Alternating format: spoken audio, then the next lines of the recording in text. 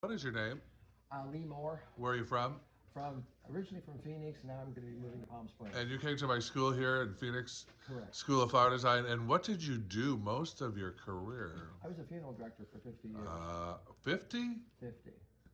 I was. How was the class this week? It was fantastic. I mean, it's totally professional and such a creative vein that Michael teaches us so much and so many of the tricks of the trade, which is really good what you need to. What are you going to do with your talent?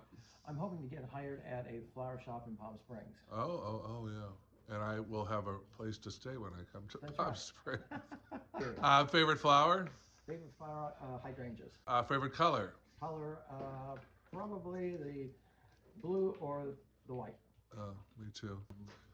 What are you doing with all your flowers in class? You go through a home with a lot of flowers. Been staying with a friend and then at my daughter's house, and they're all thrilled to be getting all these, so Oh. they'll be real disappointed when the class is over. That's a good story. Thank you, Lee. Thanks. Keep blooming. Good. Thank you, Michael.